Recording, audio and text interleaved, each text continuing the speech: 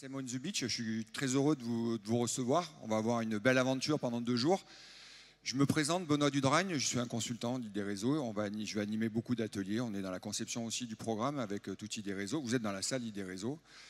Avec moi, 2 invités, Nicolas Nguyen, qui est cofondateur de SMJ, qui va se présenter, et Laurent Giglio, de Digimood aussi. Alors, c'est vraiment des experts. Le haut niveau du... rougissez pas, d'accord. Le haut niveau du SEO. Et l'idée pour nous, c'était vraiment d'avoir un temps fort sur c'est quoi les tendances de la visibilité du SEO et d'avoir un vrai lien, un échange avec la salle et les experts. Donc en gros, on vous met 2 experts à disposition et là, vous pourrez poser toutes les questions. Mais on ne va pas faire 2 heures là-dessus. On va aussi avoir des temps où on va présenter ce qui leur semble les tendances clés du moment sur le SEO. Il y a 2 heures là-dessus. Il y a un premier atelier, c'est le M4. Il va s'enchaîner après. On a 3/4 d'heure de pause parce qu'il y a des exposants, tout ça, puis le temps de discuter, de voir les collègues et tout ça. On repartira sur un 2e atelier. C'est pas moi qui l'animerai, c'est Arnaud Maes. Et là, dans cet atelier, il y aura des focus plutôt. C'est-à-dire moi, je leur ai demandé qu'est-ce qu'il y a d'important d'après vous dans le SEO aujourd'hui, sur lesquels points vous aimeriez insister. Et là-dessus, ils ont développé pas mal, donc on va le présenter en sommaire juste après. Mais l'idée, c'est que ce soit vraiment un atelier participatif, d'accord? Donc, un temps de présentation assez court et à chaque fois des questions. Donc moi, je serai là, je vous passerai le micro, n'hésitez pas, d'accord? C'est l'occasion pour vous d'avoir l'avis d'experts sur votre réalité, vos problématiques. Ça marche? Je vous donne un petit micro, vous vous présentez, Nicolas. Hop. Alors attends, on va juste... voilà, Digimood. Bonjour à tous et merci Benoît pour cette introduction. Donc moi je suis Laurent Giglio, responsable d'agence de Digimood à Montpellier. Et Digimood c'est quoi? C'est une agence de web marketing spécialisée dans l'acquisition de trafic qualifié, notamment avec le SEO, le SIA et le SMA. Et en complément, nous avons une brique analytics pour tout ce qui est problématique RGPD, plan de tracking, mesure de la donnée pour prendre des bonnes décisions. Et une brique créative pour la partie notamment SMA, donc publicité sur les réseaux sociaux, avoir des landing pages et des visuels orientés sur la performance. Donc on accompagne des acteurs de petits, moyens ou grands comptes depuis plus de 10 ans, que ce soit dans le tourisme ou dans le e-commerce, avec des références dans le tourisme comme par exemple Homer ou Louvre-Hôtel ou Lyon Aéroport. Bonjour à tous, je suis Nicolas Nguyen, expert SEO et cofondateur de SMJ. Chez SMJ, qu'est-ce qu'on propose? On propose une plateforme SaaS SEO qui vous permet tout simplement de créer des contenus SEO plus performants et ce en moins de temps. Pour vous donner quelques exemples, avec SMJ, vous pouvez par exemple trouver des nouvelles idées de contenu SEO à créer, mais également identifier les pages existantes de votre site web qui méritent d'être optimisées. Vos équipes de rédaction sont guidées en temps réel sur l'optimisation de contenu. Et en plus, vous pouvez mesurer la performance, donc gain de trafic, gain de conversion. Et donc, on accompagne pas mal de grandes marques, notamment en France et à l'international, notamment dans le secteur du tourisme, comme Voyage Privé, Géo, Génération Voyage. Et donc, pour du coup, cette première partie de l'atelier, on voulait vous proposer de parler pas mal de tendances SEO. Donc, Laurent, tu nous rappelleras les fondamentaux du SEO. Je vous partagerai quelques chiffres clés à connaître autour du SEO. Ensuite, on parlera d'intention de recherche, d'études et statistiques autour des contenus SEO, d'update Google, d'intelligence artificielle, d'outils SEO et d'Universal Analytics. Donc, plutôt un sacré programme. Comme disait Benoît, ce qui est important, ça sera aussi, vous verrez, après chaque partie, un temps d'échange pour que vous puissiez nous poser un maximum de questions. C'est vraiment l'objectif. Et après, dans la deuxième partie de l'atelier, en 2e heure, là, on fera des gros focus, notamment sur les stratégies SEO qui fonctionnent en 2023, comment mettre en place des cocons sémantiques, qu'est-ce qu'une Content Factory, comment en mettre une en place, le SEO local et les migrations SEO. Donc plutôt 2 heures qui s'annoncent intenses. Et riches. Et riche. C'est parti. Merci Nicolas. Donc les fondamentaux du SEO, depuis on va dire une quinzaine d'années que ce métier, ou en tout cas cette discipline existe, est basé sur 3 piliers que je pense ceux qui sont intéressés connaissent plus ou moins déjà. Donc le premier pilier, c'est la technique, c'est comment Google va explorer et extraire les informations de votre site web. Donc ça veut dire est-ce qu'il est rapide, est-ce qu'il est sécurisé, est-ce que la version mobile est optimale, est-ce qu'il arrive à interpréter les différentes informations, et notamment le contenu, ce qui nous amène du coup au deuxième pilier, c'est-à-dire le contenu c'est quoi? C'est l'organisation de vos pages, les balises HTML, les images, les textes, les tableaux, les vidéos, toutes les informations qui vont enrichir vos pages et le contenu qu'on va fournir aux utilisateurs. La technique et le contenu vont regrouper tous les éléments qu'on va qualifier de on-site, donc c'est-à-dire toutes les options et les optimisations qu'on va mettre en place sur le site. Ce qui fait opposition du coup au netlinking. Alors le netlinking c'est quoi? C'est le fait d'acquérir de la popularité sur son site web. Donc en gros Google est capable de compter les liens qu'il y a entre les différents sites et qui pointent vers le vôtre. Donc mécaniquement plus un site aura de liens, plus il aura de citations, plus de votes. Donc plus il sera populaire et il sera crédible pour se référencer. Du coup, c'est des actions qui se mettent offline, donc ça se passe par des échanges de liens ou des liens depuis des annuaires, depuis des sites spécialisés. Et c'est des actions qui peuvent être du coup faites ou on va dire assimilées à de la promotion ou à de la communication. J'aime bien aussi dire que maintenant, depuis quelques temps, on se rend compte qu'il y a 2 nouveaux piliers qui émergent. Au-delà de la technique, du contenu, de netlinking, c'est tout ce qui va être UX, donc expérience utilisateur. À l'époque, le SEO, ça pouvait être juste mettre des mots-clés et 2-3 optimisations et ça suffit. Aujourd'hui, on se rend compte que c'est important de prendre en compte l'intention de recherche, ce que recherche l'internaute, on y reviendra après, mais surtout de voir une organisation de la page en termes de hiérarchie des éléments et d'efficacité. Et enfin, aussi la partie branding et notoriété, on se rend compte qu'aussi aujourd'hui communiquer sur sa marque en dehors du web, donc que ça soit offline ou en online, ça contribue aussi à être mieux en référencement. Google est capable d'analyser ces signaux et va mieux crédibiliser une marque qui est connue sur le marché. Donc l'intérêt, c'est de travailler ces 3 piliers, si possible dans l'ordre. D'abord la technique, ensuite le contenu et enfin le netlinking. Et pour avoir un référencement qui performe sur le long terme, l'idée c'est que ces 3 piliers soient équilibrés afin de pouvoir développer son audience sur le long terme et qu'il n'y ait pas de problème si jamais il y a un des leviers qui pêche. Est-ce que déjà, au premier abord, vous avez des questions par rapport à cette introduction sur les 3 piliers principaux du SEO? Voilà, on vous prend à froid, hein. Là, il faut se réveiller un petit peu, mais c'était l'intro. Est-ce que c'est clair pour vous quand même hein? C'était juste de se mettre dans le bain, d'accord? Mais n'hésitez pas à poser des questions s'il y a besoin. Bon, moi je propose qu'on enchaîne sur ça là, d'accord? C'était vraiment l'intro. Ok. Donc là, je vais partager avec vous quelques chiffres clés à connaître en SEO en 2023.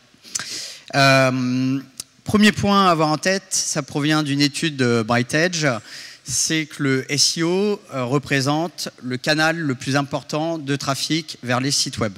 Donc en moyenne, ce qu'il faut avoir en tête, hein, c'est que le SEO, si on prend tous les sites web, eh bien c'est 53% du trafic vers les sites, alors qu'en comparaison, si on regarde hein, le social, les réseaux sociaux, c'est seulement 5%.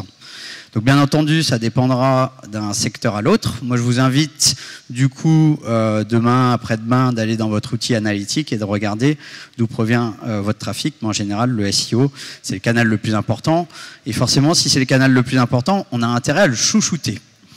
Deuxième point, ensuite, et là ça provient d'une étude de Search Engine Journal qui a été publiée il y a quelques mois, c'est notamment la question pour les SEO, on leur pose la question, c'est quoi l'objectif principal de votre stratégie SEO hein, donc l'objectif attendu par l'entreprise. Donc on va avoir l'augmentation de trafic, la génération de leads, et de meilleures positions sur Google. Donc ce sont, je dirais, les 3 objectifs principaux à retenir. Ensuite, quand on pose la question au SEO, où est-ce qu'ils ont alloué leur budget par rapport aux différentes tactiques, on va avoir en premier point les tactiques on-page.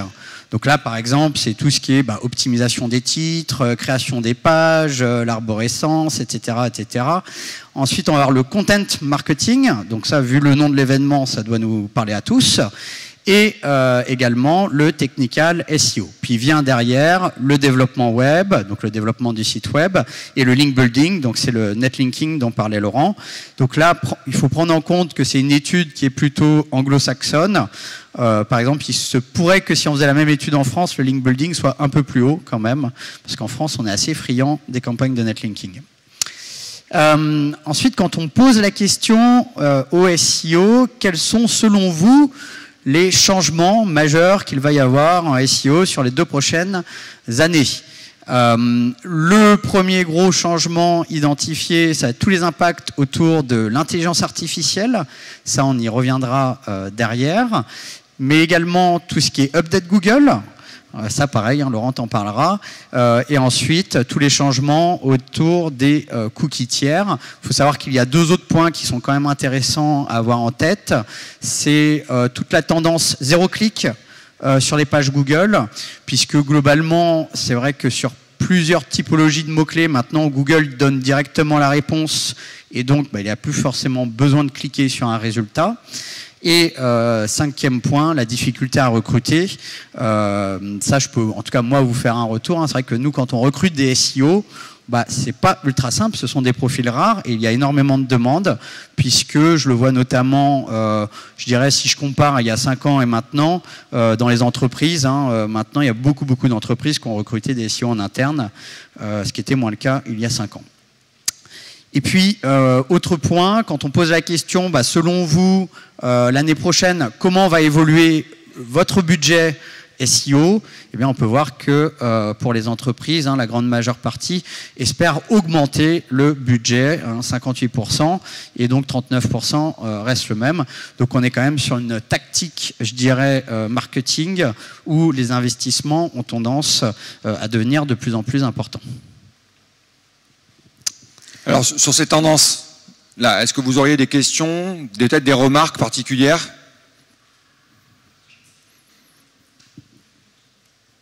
Bonjour, vous avez parlé d'augmentation de budget. Est-ce que vous avez fait des estimations, notamment dans le secteur du tourisme? Quel est le budget moyen d'un office de tourisme qui sera dédié à du SEO? Alors, pour ma part, non, pas du tout. Là, je vous partage des chiffres qui sont d'une étude de Search Engine Journal. En France, sur les offices de tourisme, je ne saurais pas vous dire. On n'a pas encore... Je pense que franchement, là, il n'y a pas les chiffres et en plus, il n'y en a encore pas beaucoup qui mettent beaucoup de moyens dessus. D'accord, ça dépend vraiment de la taille et tout ça, mais au niveau vraiment des agences SEO qui viennent accompagner, même sur la refonte des sites web, au quotidien, tout ça, je pense que c'est les grosses structures. Mais il y a une tendance quand même à aller de plus en plus vers de l'accompagnement expert, en fait, et c'est pour ça que c'est assez intéressant. Ça serait très intéressant d'avoir ce genre d'informations parce que ça peut nous permettre d'argumenter auprès de nos élus, nos comités de direction en disant voilà ce qui se passe ailleurs et il faut qu'on fasse pareil. Pour info, juste la Fédération des offices du tourisme, elle fait un baromètre e-tourisme. Il y en a ceux qui sont de la région PACA. Ils savent qu'ils ont répondu il y a déjà sur des grands questionnaires où justement on regarde l'évolution au sein des offices du tourisme des pratiques. Et justement, ça évolue progressivement, mais on n'est pas aussi sur une même logique que les entreprises privées qui, eux, ont du chiffre d'affaires derrière. La réalité d'un office du tourisme, des fois, c'est que c'est un peu moins... La transformation n'est pas juste là derrière, quoi. Donc les enjeux ne sont pas les mêmes. Pour vous donner une réponse un peu plus concrète, sur des budgets, on va dire, au minimum, ça va être sur une période de 3 à 6 mois, entre 5 et 10 000 euros, et à l'année, on va dire entre 20 et 30 000 euros pour ceux qui sont les plus matures, sur le tourisme, sur les offices de tourisme. Autre question? Je vais faire mon footing.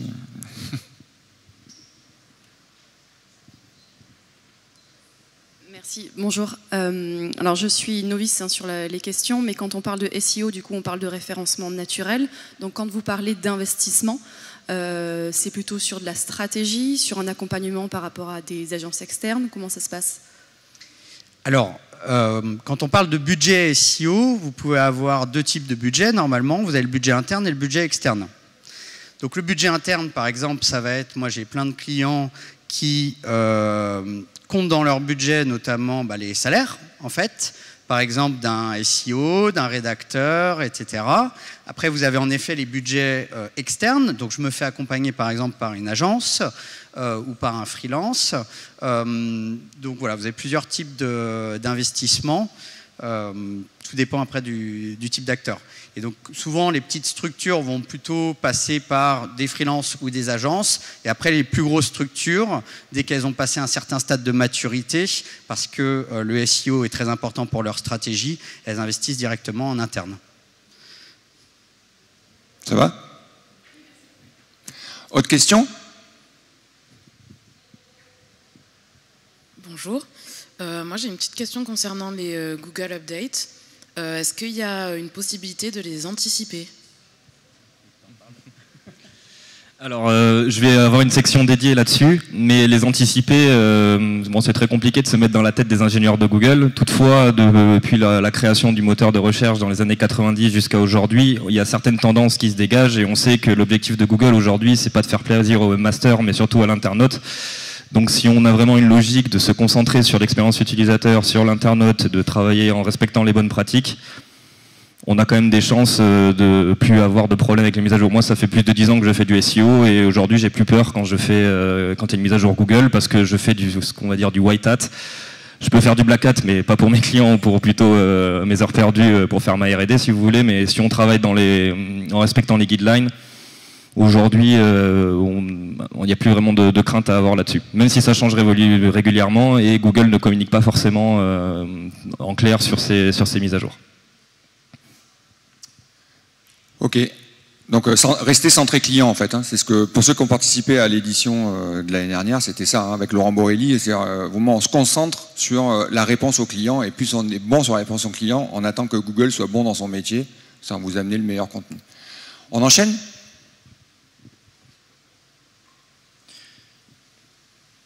Alors je voulais faire un focus aussi sur les intentions de recherche parce que je pense que c'est important et je trouve qu'aujourd'hui c'est bien trop négligé.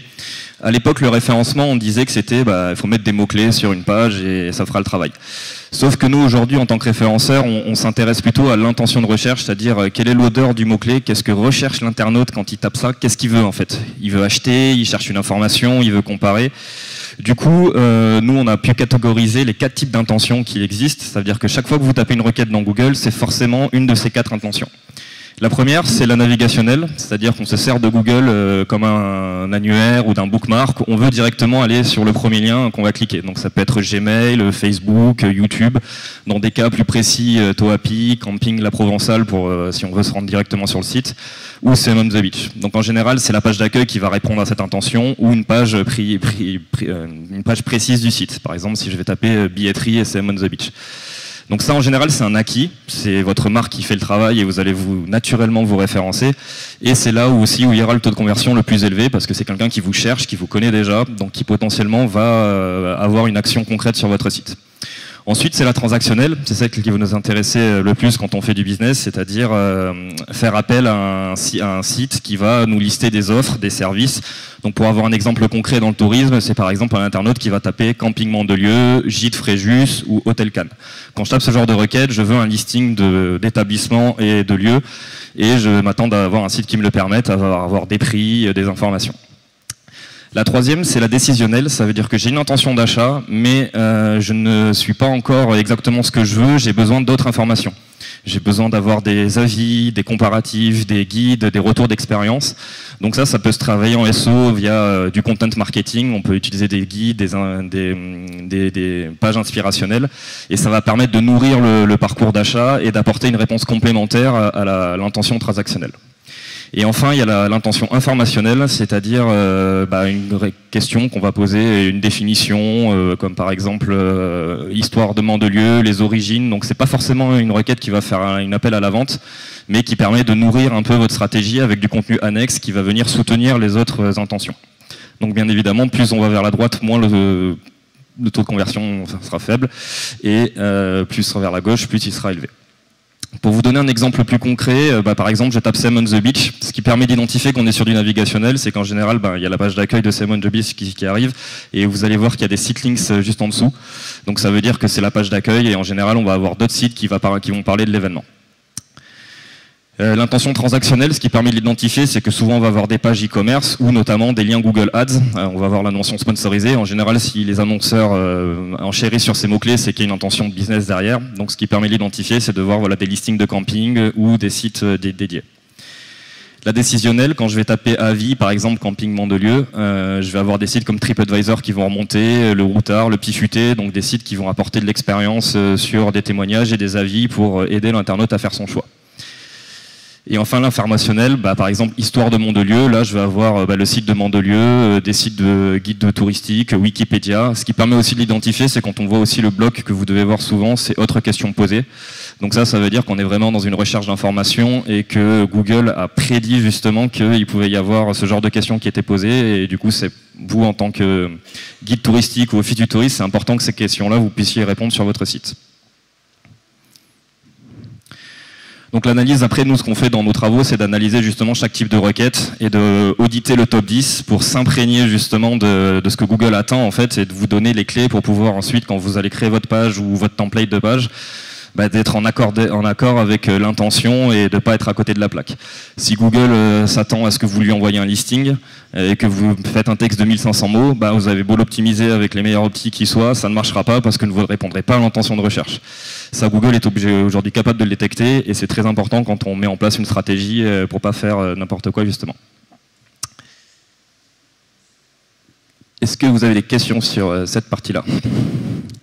Intéressante quand même, sur... Une personne? Ah.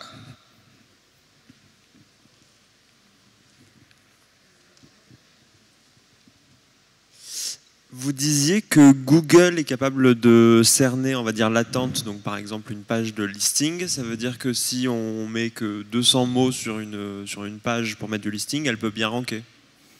Oui, tout à fait. C'est-à-dire qu'il y a aussi la question que le listing va être le contenu principal. Par exemple, sur Camping Mandelieu, en général, vous allez avoir soit le site du camping dédié, soit des agrégateurs comme Homer ou Camping France. Et là, le contenu principal qui va être le plus important pour Google, ça va être le listing avec des listes ULLI pour être un peu plus technique en HTML. Mais c'est vraiment ça le principal du contenu.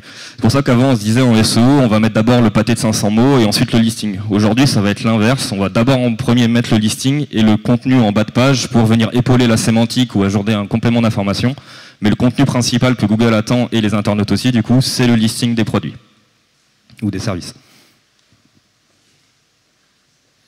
D'autres questions?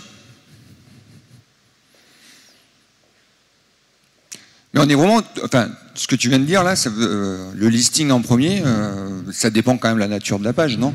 Et de l'intention. Ouais. Oui, si on est dans une intention transactionnelle, ouais. Que ce soit du e-commerce ou... ouais. Parce que là, sinon, je commence à prendre peur. Non, si c'est que quoi faire à Mandelieu le week-end, par exemple, là, oui, c'est sûr que c'est du texte qu'on va attendre avec un top 10, avec des paragraphes qui vont expliquer les différentes activités. Ouais. Okay. Donc, ce qui est intéressant, c'est que ça rejoint un petit peu les objectifs marketing qu'on a aujourd'hui sur les sites web, hein, la séduction, donc l'inspiration, le fait de convaincre aussi, puis l'information qui arrive plutôt chez nous, enfin, quand on construit les pages, plutôt en fin de page et ainsi de suite. Donc, ça se recroise vraiment entre le pur SEO et la logique. Mais justement, ça fait ce qui est super intéressant avec le SEO, qui aujourd'hui vraiment s'inscrit dans la stratégie marketing globale et on en reviendra en deuxième partie, mais qui a vraiment de comprendre ce que recherche l'internaute et les actions qu'on va mettre au SEO. C'est pas juste optimiser un mot-clé pour optimiser un mot-clé, c'est j'ai compris l'intention et on va se baser sur le marketing de base et on va ensuite rajouter des optimisations SEO pour améliorer l'ensemble. Ok. Autre question sur le sujet? Ah, monsieur Julien, qu'on aura le plaisir de revoir sur la scène cet après-midi. Et je rebondis juste sur la dernière phrase, quoi faire à Mandelieu ce week-end? On avait parlé il y a quelques temps des rich snippets, là, vous savez, les microdonnées, où quand on fait agenda à Mandelieu, normalement, il y a directement les résultats qui s'affichent tout de suite tout en haut de page, sans même passer par le site web. Ça devait exploser un peu, j'ai l'impression que ça ronronne un peu, ça reste que sur des données de transport, des recettes, de l'agenda, du cinéma. Est-ce que vous pensez que ça va exploser un peu, tous ces micro-données, et du coup, il n'y aurait même plus besoin de rédiger trop dans nos pages? Google piocherait directement dedans? Ouais, alors c'est sûr que les microdonnées c'est très intéressant, ça permet d'avoir un affichage, on va dire, plus développé sur les résultats de recherche, donc améliorer le taux de clic. Nous, en tant que référenceurs, on le fait parce que ça permet à Google d'être mieux positionné et d'avoir plus de visibilité pour notre client. Mais c'est sûr que le risque à terme, c'est que l'internaute n'ait plus besoin d'aller sur le site web et ait déjà toutes les informations. Nous, ce qu'on recommande d'en faire, c'est de baliser, on va dire, un tiers du contenu, mais pas tout, pour qu'il y ait un extrait du contenu, que ça donne envie d'aller plus loin, mais que l'extrait ne se suffise pas à lui-même, en fait. Parce que sinon, c'est vrai que l'internaute va avoir son information et après, il va partir. Bon, l'idée, c'est quand même qu'il aille sur le site et qu'il rentre après dans le tunnel d'achat. Mais de ce qu'on peut voir, après, Google fait pas mal de tests. Hein. La position 0, à un moment, il avait enlevé, à un moment, il avait remise. Donc, c'est pour ça que c'est un travail de veille quotidien pour voir ce qui se passe et regarder ce que font les concurrents. Mais sur le long terme, oui, moi, je recommanderais toujours de le faire. Ouais. C'est pour ça que c'est difficile quand même d'évaluer aujourd'hui la performance avec la position 0. C'est-à-dire quelqu'un qui vient, qui récupère la première information, qui n'a pas besoin d'aller plus loin, ou qui est allé chercher la question.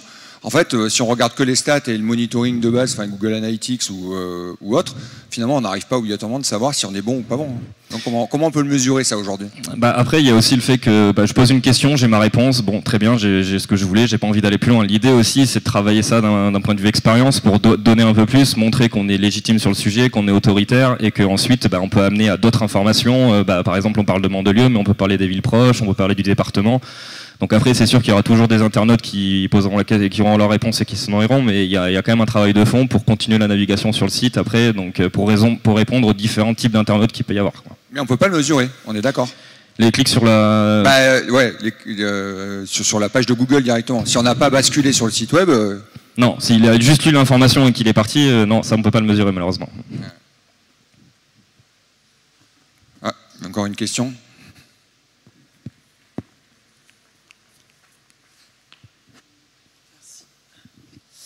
Ouais, juste pour rebondir sur votre exemple coiffeur à Mandelieu, en soi, il y a différentes façons d'adresser une réponse. Vous évoquez le fait de mettre du texte pour expliquer, mais ça pourrait aussi être des listes de recommandations sans texte. Oui. Donc, comment est-ce qu'on juge l'intention qui est attendue, puisqu'il y a plusieurs façons de répondre différentes? C'est une bonne question. Alors, nous, ce qu'on se rend compte qui marche plus pas mal, c'est de faire le top 10 des lieux incontournables, le top 15, de tourner sa page sous forme de top. Et alors, le listing, ça ne sera pas un listing de produits, mais ça sera un listing d'activités que vous pouvez mettre, par exemple, vous pouvez mettre soit un slider, ou vous pouvez mettre des photos avec du texte agrémenté avec différents paragraphes. L'idée après, c'est de pouvoir justement proposer différentes activités et de faire des liens vers des restaurants ou vers des sites, des lieux de randonnée ou vers des musées ou ce genre de choses, donc d'avoir une expérience assez complète. Moi, ce que j'aime bien faire, c'est de dire si on voit que la concurrence fait le top 10, vous essayez de faire le top 12 ou le top 15, de rajouter 2023 pour essayer de rafraîchir le contenu et d'apporter un peu plus de valeur ajoutée par rapport aux acteurs qui sont déjà en présence. Qui fait des tops ici sur son site web? Ça marche, non? Ouais. Pourquoi? Parce qu'en fait, quelque part, derrière un top, on a déjà fait le tri, d'accord? C'est-à-dire que soit j'ai une page qui est pas, qui est brute, tout ça, et il faut que moi, lecteur, je fasse le tri, tout le travail intellectuel, soit j'ai le top, et il y a déjà de la recommandation, et vous avez fait vous-même, en fait, le premier travail du lecteur. Et c'est là où ça est vraiment intéressant.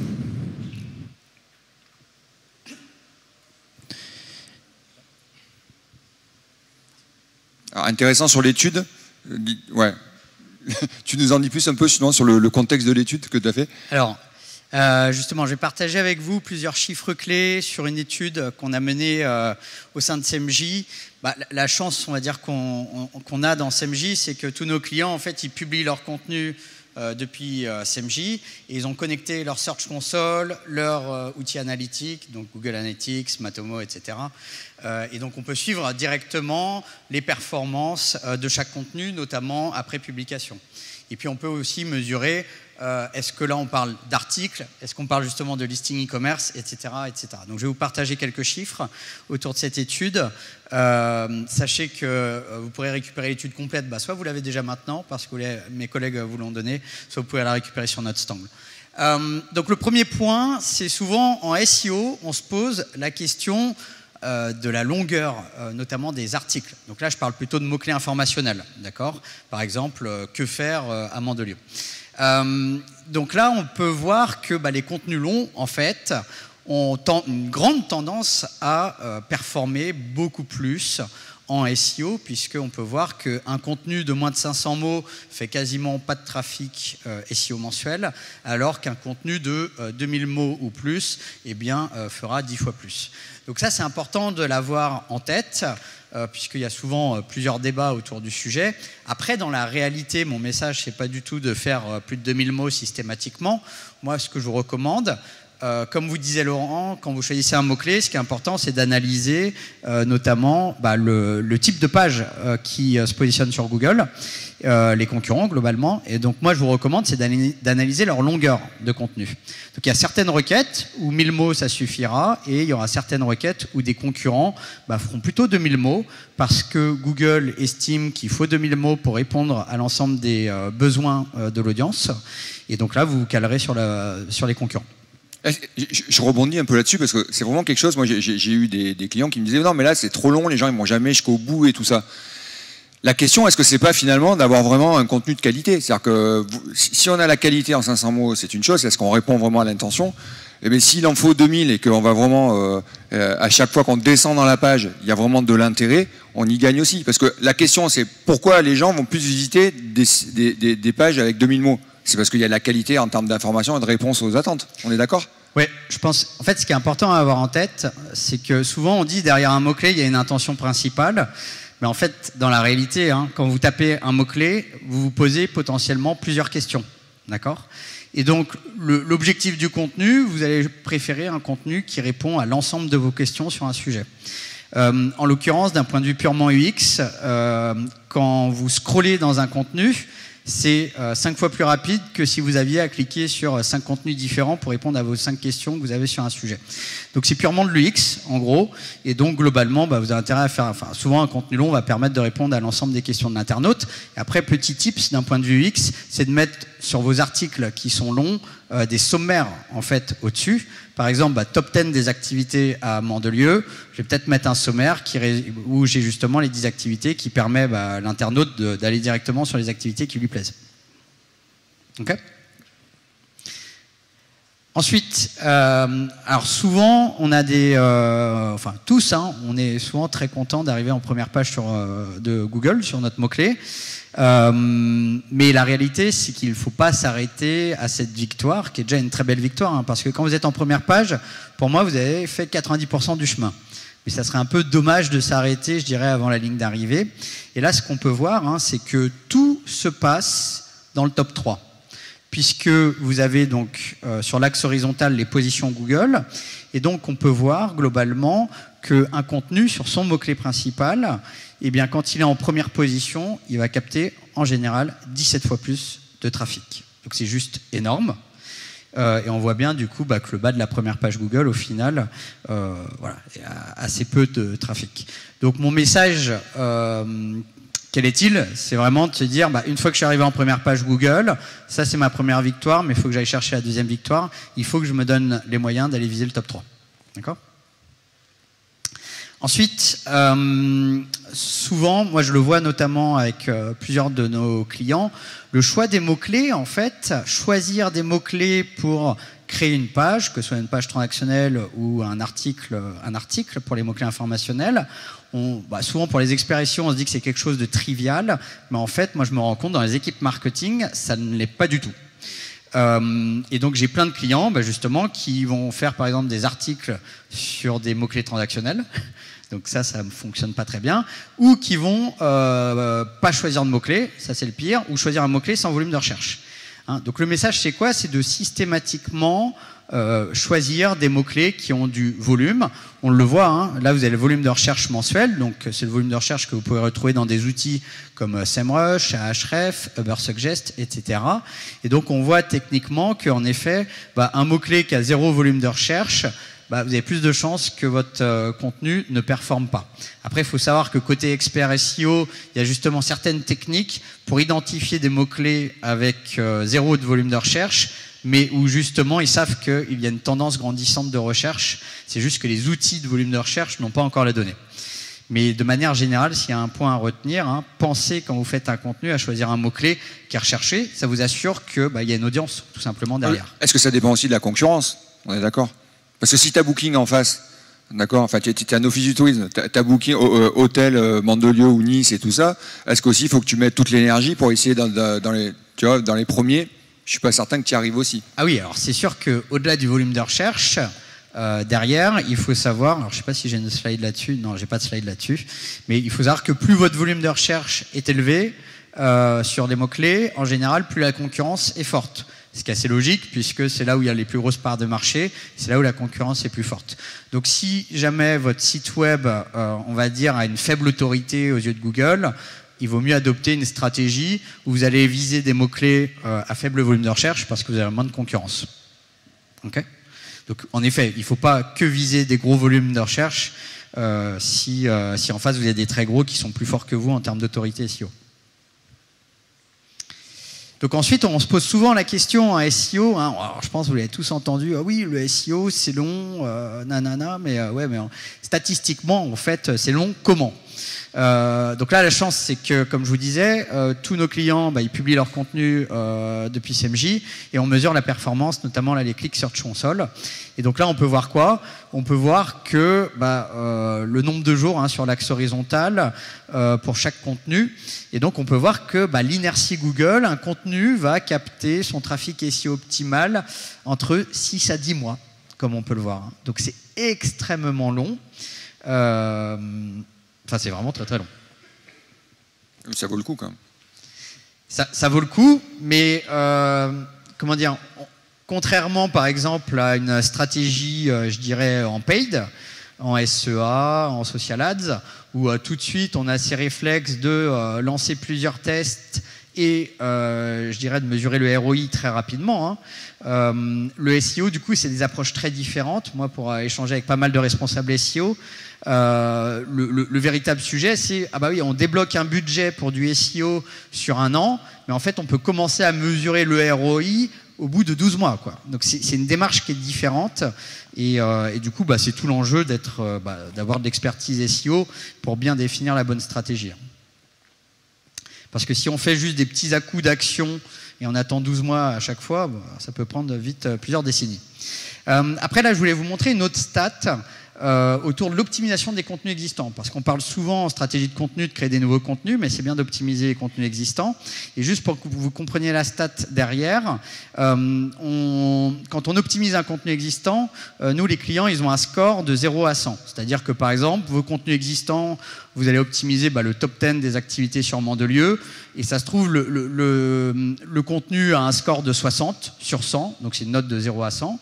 Ça veut dire que le contenu pourrait être mieux optimisé d'un point de vue SEO, c'est-à-dire mieux répondre aux questions des internautes, aux intentions de recherche, qu'il soit plus long, etc., etc. Donc après, vous avez plusieurs outils qui donnent des scores différents.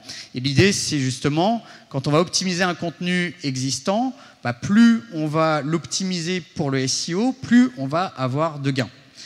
Donc là, l'idée, c'est quoi? C'est de se dire, je vais peut-être pas mettre tous mes efforts dans la création de nouveaux contenus, je vais aussi optimiser mes contenus existants, notamment les fameux contenus qui sont peut-être en bas de première page Google. Ça vaut le coup, justement, d'aller chercher le top 3. Et là, on peut voir qu'en moyenne, en termes d'optimisation, quand on a un content score entre 70 et 80, c'est plus 30% de trafic, donc c'est déjà bien. Content score 80-90, là on est carrément à plus 67%, et après au-dessus de 90, c'est carrément on double le trafic avec plus 130%. Donc là, en plus on voit l'effort médian, l'effort médian d'ajout de contenu il est seulement de 150 mots, donc c'est pas non plus énorme.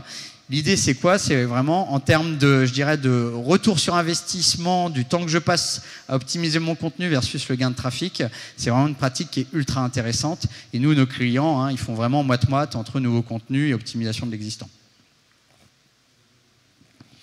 Là, il y a des questions. Ça arrive. Bonjour Yann, j'ai une agence de location de voitures anciennes. On fait beaucoup d'articles pour toutes les saisons.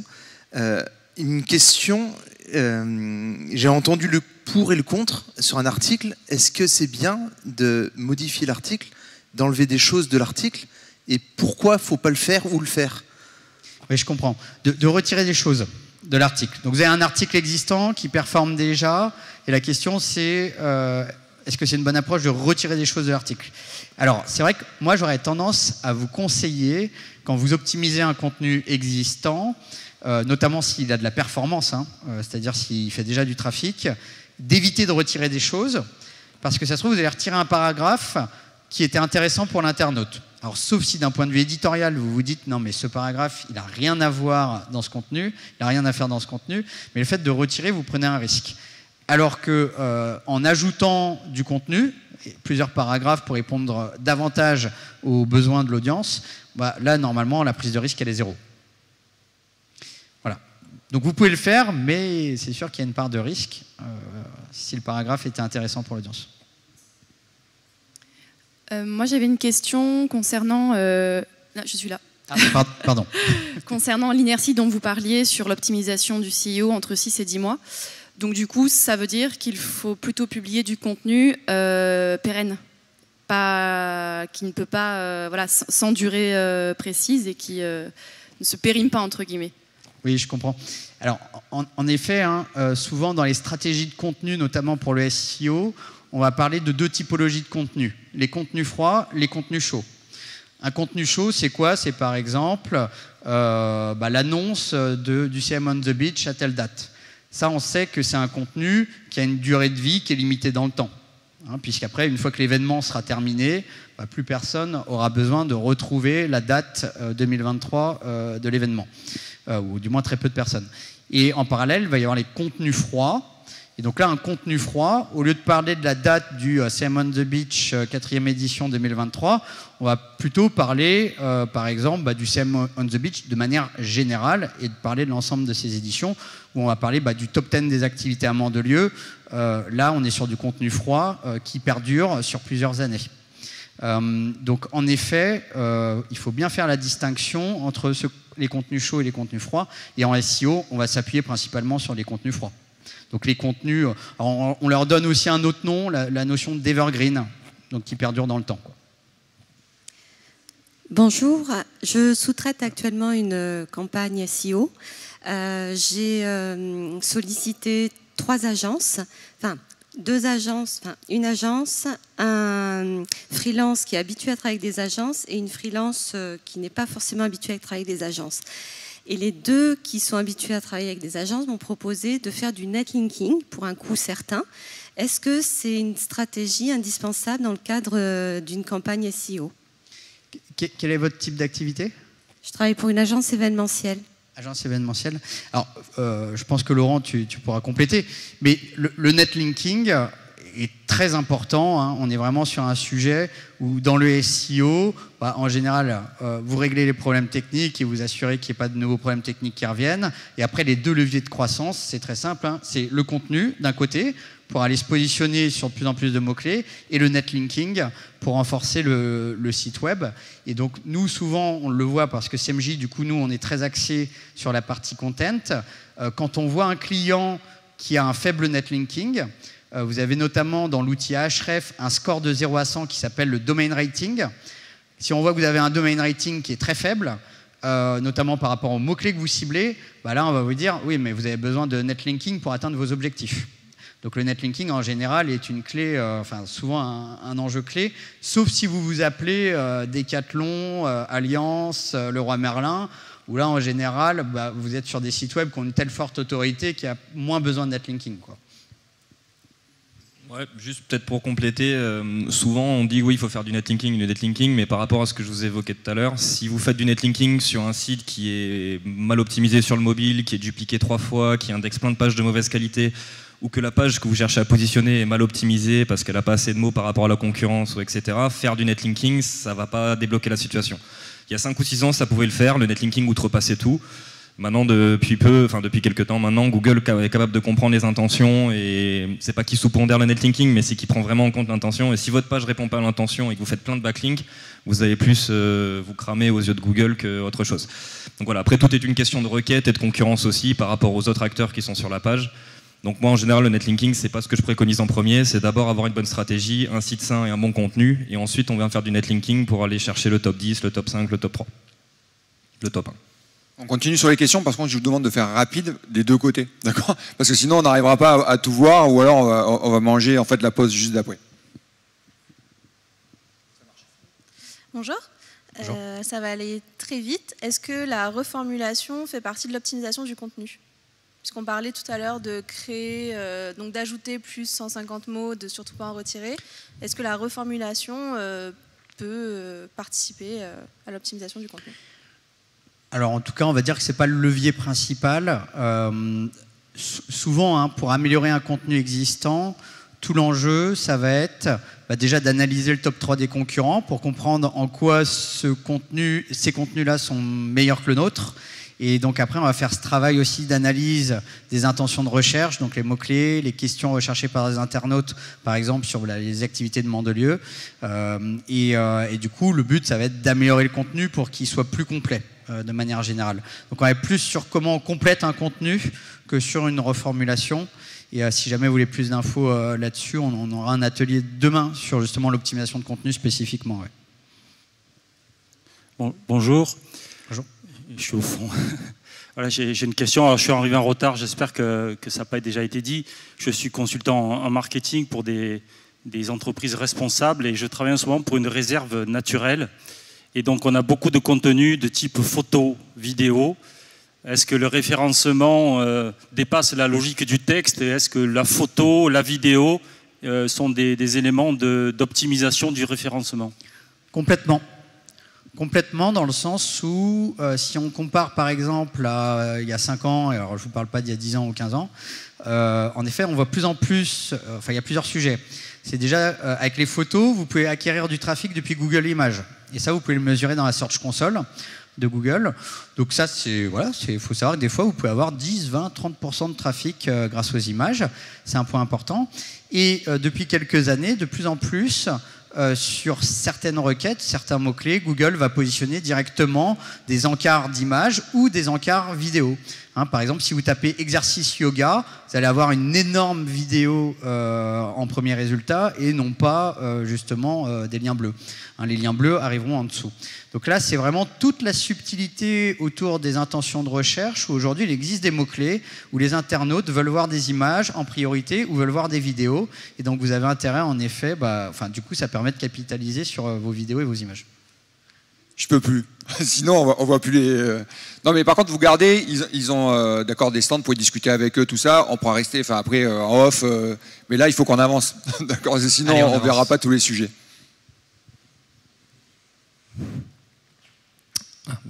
Les dernières updates Google. J'en ai déjà un petit peu parlé tout à l'heure. Donc, il y a des outils comme SEMrush qui justement catégorisent et classifient les différentes mises à jour de Google. Bon, il faut savoir que Google fait des mises à jour de manière très régulière. Des fois, ils communiquent, des fois, ils communiquent pas. Que ce soit sur le core update, donc vraiment sur le cœur de l'algorithme qui va aligner ou ajuster les critères de pondération entre la technique, le contenu et l'atlinking. Des fois, ça va être pour lutter contre le spam, comme du contenu autogénéré ou de mauvaise qualité ou traduit automatiquement ou du contenu qui ne veut rien dire, qui peut être utilisé par des SEO Black Hat, ou aussi du netlinking abusif quand on fait du netlinking de type spam, c'est-à-dire qu'on va faire des milliers de liens sur des sites de mauvaise qualité et qui, du coup, Google, pour préserver ses résultats de recherche et donc son hégémonie sur le secteur du search, se doit de faire du tri des fois dans ses algorithmes. Ce que je voulais, donc globalement, il y a beaucoup de mises à jour, mais les constantes sont toujours les mêmes. Favoriser l'expérience utilisateur, accompagner les évolutions des comportements et combattre les tentatives de manipulation de l'algorithme. Je voulais juste souligner que par rapport il y a une dizaine ou une quinzaine d'années, bon, j'exagère un petit peu, depuis Cassandra, Google Panda, Google Penguin, où ces mises à jour Google étaient vraiment drastiques et vraiment violentes sur les résultats de recherche, il y avait des sites qui pouvaient être très bien placés et du jour au lendemain plus du tout visibles, ce qui a pu coûter la vie à pas mal de business. Aujourd'hui, quand il y a des mises à jour Google, on va dire que les impacts sont plus diffus, plus progressifs, et ce qui va être parfois difficile de dire est-ce que c'est une mise à jour Google ou c'est juste parce que mon site perd en qualité et que la concurrence bosse mieux que moi. Donc c'est pour ça qu'il y a plusieurs points d'analyse à faire avec différents outils pour déterminer si c'est vraiment une pénalité Google ou si c'est juste mon site qui baisse en qualité. Je vous ai mis quelques listings des dernières mises à jour récentes, mais on voit que globalement, on tourne autour des mêmes sujets. Il améliore ses classements de recherche, il essaye d'améliorer la notion du local, ou il prend mieux en compte les avis produits. C'est pour ça que on s'y intéresse toujours, mais en restant centré sur l'internaute et en essayant d'apporter un contenu de qualité, en démontrant que vous avez compris les attentes de votre cible, il y a beaucoup moins d'inquiétude à avoir sur les updates Google. question sur les updates. Non. Alors, je vous propose qu'on enchaîne après. Voilà, l'IA, parce que quand même, il ne faut pas passer à côté. Alors, justement, en parlant d'updates... Ouais.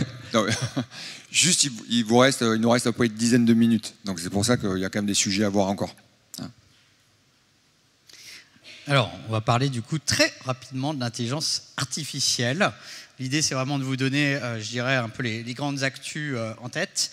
Déjà, il faut savoir que ChatGPT, vous avez, je pense, tous probablement entendu parler, a fait quand même un record en termes d'utilisateurs mensuels, puisqu'ils ont atteint les 100 millions d'utilisateurs mensuels en moins de 2 mois. Donc, comparé à TikTok, Instagram, etc., c'est quand même, ils ont fait vraiment un maxi record.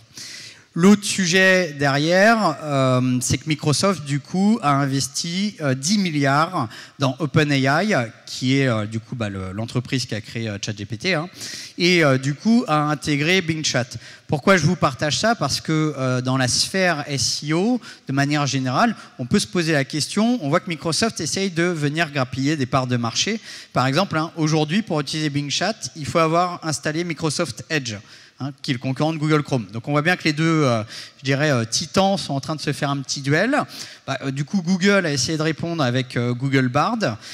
Bon, la réponse n'a pas été fameuse, on ne va pas se mentir, puisque quand ils ont fait la démo produit de Google Bard, qui est actuellement en bêta, le problème c'est qu'il y a eu une hallucination, c'est-à-dire une fausse information dans l'exemple qui est ici, et du coup en bourse ils ont perdu 100 milliards. Alors il faut savoir que Google aujourd'hui même fait sa conférence I.O. et va probablement nous annoncer encore des petites nouveautés à ce niveau-là. On espère qu'ils ne perdront pas 100 milliards à nouveau. En parallèle, je pense que ça c'est un point ultra important à avoir en tête. Il y a un peu les early adopters de l'IA générative, donc tout ce qui est ChatGPT, mais il faut savoir qu'assez rapidement, en fait, tout le monde va utiliser l'IA générative. Pourquoi? Parce que ça va être directement disponible dans Google Doc, dans Word, dans Excel, dans Google Sheet, dans votre boîte mail, etc., etc. Donc tout le monde va l'utiliser. Ça, il faut l'avoir en tête. Et en parallèle, forcément, d'un point de vue SEO, on peut se poser la question, mais alors attends, est-ce que je peux faire un contenu avec de l'IA? Oui, non, etc. Et donc Google a officialisé en février sa position à ce niveau-là, en disant, si votre contenu il est de qualité, pas de souci. En gros. Par contre, si vous utilisez l'IA pour faire plein de contenus de faible qualité, là vous avez un problème. Donc ce qui prime à la fin, c'est pas comment le contenu a été fait, c'est est-ce que le contenu est quali ou pas pour l'audience. Après, on peut se poser la question, ChatGPT, comment c'est utilisé? Là, j'ai fait un petit sondage sur LinkedIn. On peut voir que principalement, en tout cas dans ma communauté, principalement sur de l'aide à la rédaction et aussi pour trouver des nouvelles idées, parce que c'est vrai que ChatGPT, c'est un outil formidable pour casser le syndrome de la page blanche ou pour brainstormer directement avec l'IA. Là, je voulais vous partager aussi cette phrase qui peut faire réfléchir du fonds d'investissement Bessemer, qui dit aujourd'hui, il y a seulement 1% des contenus en ligne impactés par l'IA. Dans les 10 prochaines années, il prévoit que 50% du contenu en ligne sera généré ou augmenté par l'IA. Donc ça fait un peu réfléchir sur les années à venir. Et dernier point sur l'IA qui est important d'avoir en tête, pour ceux qui n'ont jamais testé ChatGPT, l'idée c'est quoi? C'est on lui donne une instruction, donc ce qu'on appelle un prompt, et il nous donne une réponse. Il faut savoir qu'il y a une nouvelle compétence qui est autour de ça, parce que des prompts, on peut en faire des plus ou moins complexes. Et donc là, il y a vraiment cette nouvelle compétence de comment bien dialoguer avec l'intelligence artificielle pour réussir à faire exécuter des tâches complexes à l'intelligence artificielle. Et là, pareil, je donne un atelier demain là-dessus, si ça vous intéresse. Le 45, d'accord, on aura le plaisir d'être ensemble. Donc le loupez pas, parce que ça va être intéressant. Des questions sur l'intelligence artificielle. On aurait pu demander quand même à ChatGPT s'il avait des questions. Je suis sûr qu'il nous aurait répondu. Mais là, au niveau de l'intelligence humaine, est-ce que vous avez des questions sur l'IA? Non? C'est peut-être la plus grosse révolution quand même, depuis l'arrivée d'Internet.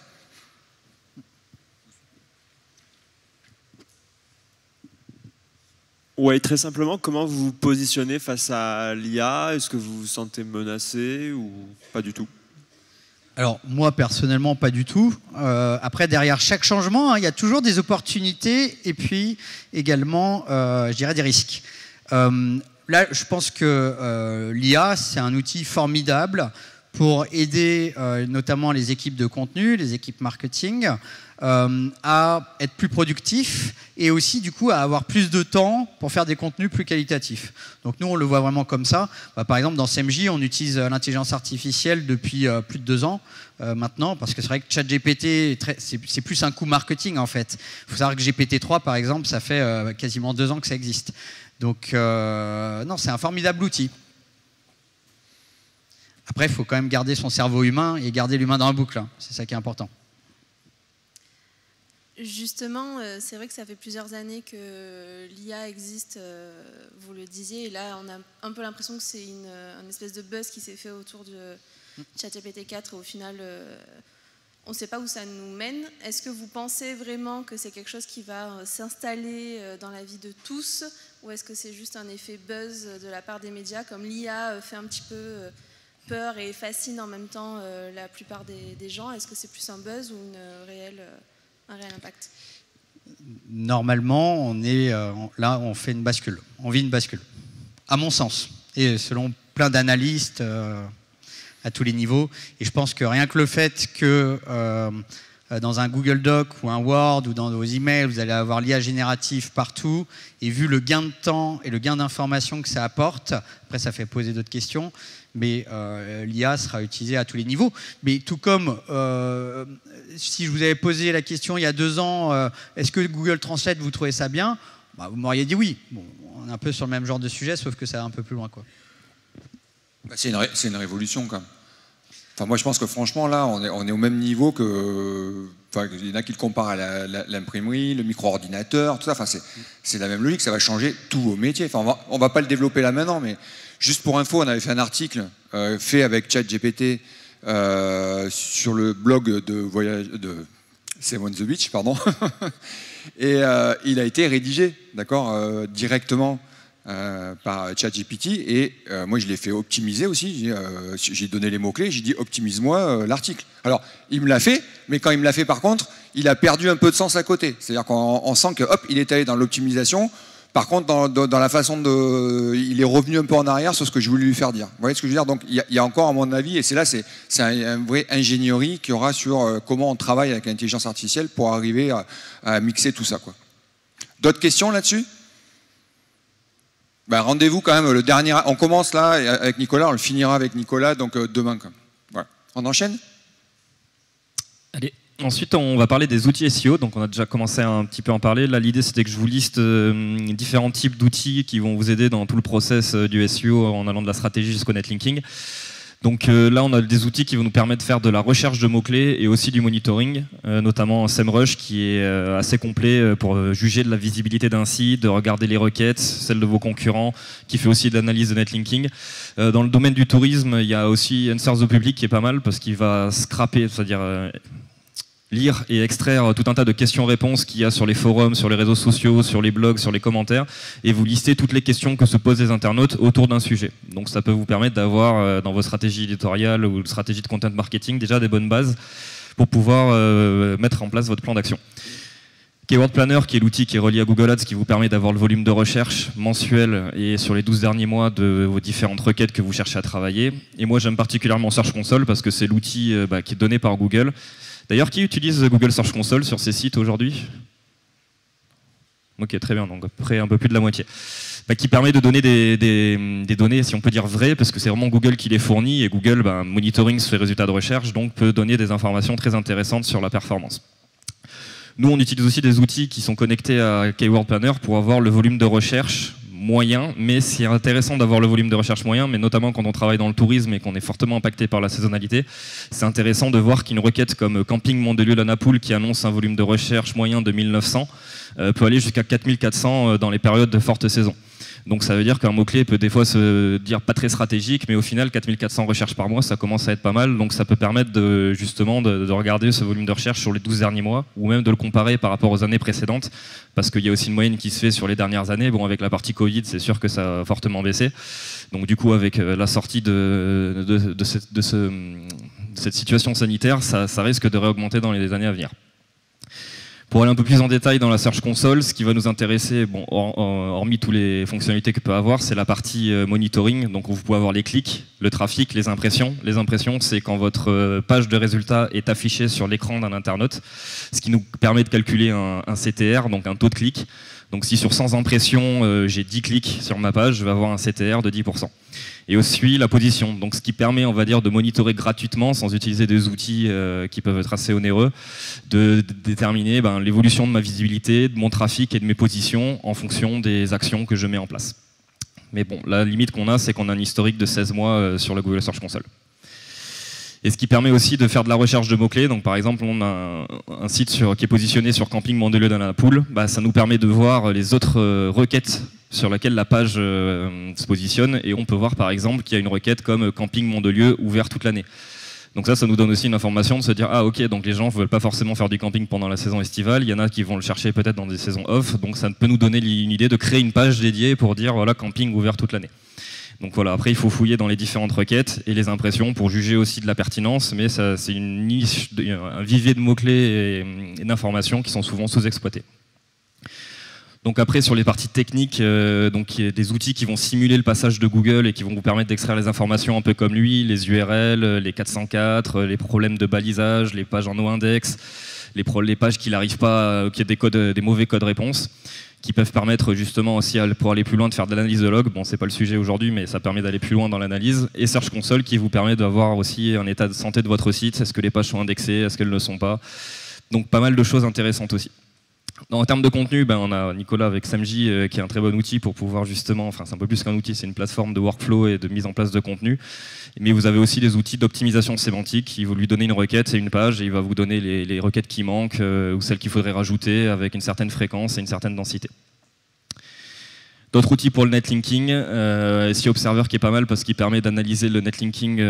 Donc justement, quand on parlait de netlinking tout à l'heure, ça permet de comparer justement et d'analyser le profil de vos concurrents et de voir où est-ce que vous vous placez par rapport à eux et d'identifier le niveau de campagne que vous allez devoir mettre en place.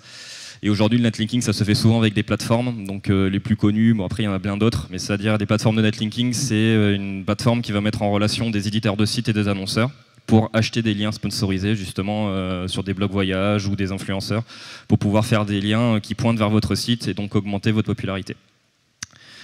Donc tous ces outils c'est bien, mais moi je préfère quand même utiliser le meilleur outil qu'il y a pour faire du SEO, à savoir Google, parce que déjà rien qu'en tapant une requête on peut avoir plein d'informations. Donc vous avez déjà sûrement marqué la partie auto-suggest qui vous donne tout un tas de requêtes justement ouvert à l'année, pas cher, 5 étoiles, donc pas mal de requêtes et de pistes pour travailler votre référencement. Ou alors la partie recherche associée, ou aussi la partie questions d'autres utilisateurs. Donc si ces internautes se posent ces questions-là, vous devez les traiter sur votre site web pour prendre la place de ceux qui s'y positionnent. Après, pour finir sur cette partie outils, il y a aussi des commandes Google qui ne sont pas forcément utilisées, mais qui sont très intéressantes pour, on va dire, filtrer les informations. Donc par exemple, si je veux toutes les pages indexées d'un site web, je fais site Sam on the beach et Google va me retourner toutes les pages indexées du site web. Ça permet de voir à l'intérieur si toutes les pages qui sont indexées sont stratégiques, si c'est des pages qui n'ont pas beaucoup de contenu ou des pages qui sont des pages d'erreur, il n'y a pas d'intérêt à les laisser indexer parce que ça peut nuire à votre référencement sur le long terme.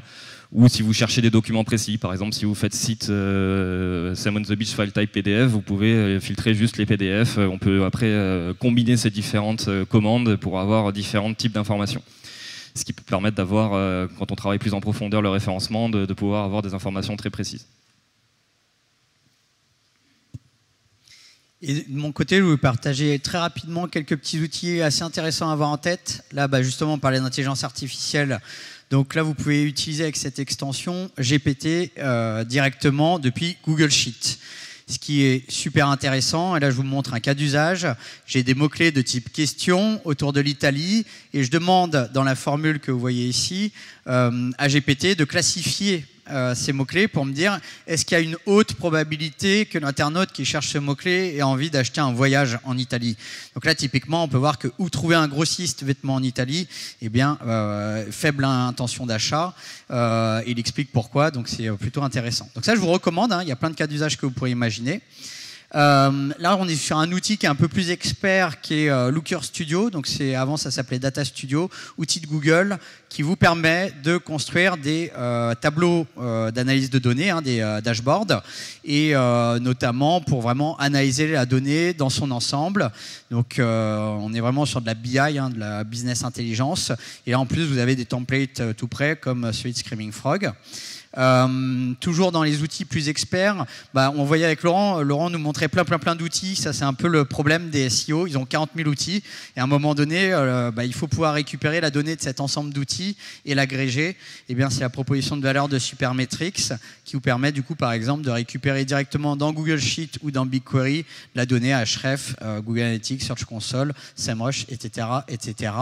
Et d'un autre côté, côté SMG, on a lancé une extension Chrome qui a l'avantage en fait de vous permettre d'optimiser les contenus de votre site web, mais directement depuis votre CMS. Et ça a vraiment la particularité, c'est notamment, elle s'adapte au CMS maison. C'est-à-dire que si vous avez votre équipe de développeurs qui a fait votre propre CMS, eh bien l'extension fonctionnera directement dans votre CMS également. Allez, on y va sur les dernières questions-réponses.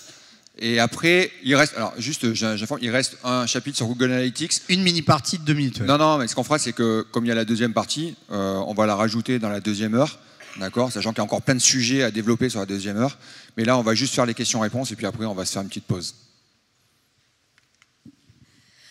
Rebonjour. Aujourd'hui, qu'en est-il du lien entre le SEA et le SEO? Donc, si je fais ma campagne SEA, est-ce que ça aide mon SEO? C'est une bonne question. Je veux dire que ça dépend des cas parce qu'on a des... Mais globalement, alors dans l'algorithme de Google, il n'y a pas une case qui dit OK, ce client-là fait du SIA, je vais lui donner des points en SEO. Non, ça ne se passe pas comme ça, mais ça va se faire plutôt de manière indirecte, dans le sens où si l'internaute va taper par exemple camping Mandelieu et va cliquer sur une annonce SIA et qui va ensuite revenir en tapant, il aura identifié le nom de votre organisme et qui sera revenu en tapant cette requête. Si ça se fait régulièrement, ça peut, on va dire, nourrir le branding, la notoriété et donc le faire de manière indirecte. Nous, c'est ce qu'on conseille de faire. Aujourd'hui, c'est même plus une question. Après, ça va se dire c'est une question de budget, mais aujourd'hui, de faire le SEO et le SEA en même temps, on se rend compte que c'est pas 1 + 1 = 2, mais plutôt 1 + 1 = 3. C'est-à-dire que vous avez beaucoup plus de visibilité et aussi aux yeux des internautes, vous êtes plus crédible parce que vous êtes à la fois affiché sur le SEA et sur le SEO. Donc, dans une stratégie search globale, nous, on encourage à faire les deux leviers et ça se vérifie par les chiffres, notamment quand on met en place des Supermetrics et qu'on va chercher des données de différentes sources. D'ailleurs, peut-être pour compléter, il y a pas mal d'experts SEO internationaux, quand ils doivent lancer une marque qui est très connue, par exemple en France, mais dans un nouveau pays, vu que la marque n'est pas connue et que, comme on disait, en branding, c'est vrai que plus la marque est connue, maintenant, plus ça aide quand même en SEO, on ne va pas se mentir. Du coup, ils font beaucoup d'ads, donc du SEA, du paid, pour vraiment développer la notoriété de la marque dans le nouveau pays, pour que ensuite les internautes, une fois qu'ils ont découvert la marque, ils vont revenir sur le site web de la marque en tapant dans Google le nom de la marque, et c'est comme ça que ça booste le branding. Donc, comme disait Laurent, je le rejoins, c'est pas direct, mais en indirect, ça peut aider, notamment quand vous n'êtes pas du tout connu sur un marché. Oui, bonjour Sandrine. En fait, là, sur le SEO, je me posais la question, on est beaucoup sur Google. Quid des autres moteurs de recherche par rapport aux techniques d'optimisation? Est-ce que ceux-là sont de plus en plus utilisés? Je pense surtout aux moteurs plus éco-responsables. Voilà. Est-ce que les techniques d'optimisation sont les mêmes et est-ce que ces moteurs sont de plus en plus utilisés? La base, on va dire la base technique contenu, ça va être globalement la même chose. Après, en termes de netlinking, ils vont pas avoir la puissance de frappe de Google pour pouvoir explorer et parcourir des milliards de pages par jour. Après, je dirais qu'en termes de part de marché, on est toujours à 92 voire 93% sur Google. Donc c'est vrai que nous, en tant qu'agence, on se focus à fond sur Google.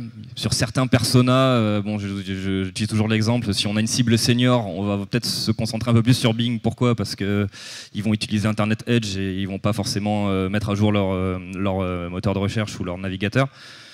Mais globalement, on a les mêmes tendances.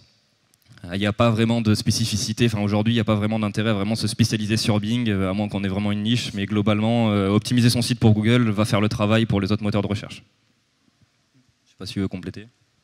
Et après, c'est vrai que les moteurs de recherche, même si Google a beaucoup d'avance sur certaines particularités, ont souvent un peu les mêmes fondements de base. Hein. Donc ça, il faut l'avoir en tête. Et petit point quand même à surveiller, hein, c'est est-ce que Bing va prendre un peu plus de part de marché, notamment en France, avec tout leur attirail d'intelligence artificielle. Ça, c'est à suivre. Bonjour, j'étais intéressé par la partie Google Analytics qui vient d'être portée en deuxième partie. Est-ce que vous pouvez me confirmer que vous commencerez par ça, parce que normalement je suis sur un autre atelier? Tout à fait. Donc on vous invite à rester, c'est une super partie. On va stopper l'atelier parce que normalement déjà on a pris un quart d'heure au départ, là on a pris pratiquement 20 minutes en plus. Merci Laurent, d'accord. Nicolas, on va se revoir tout à l'heure.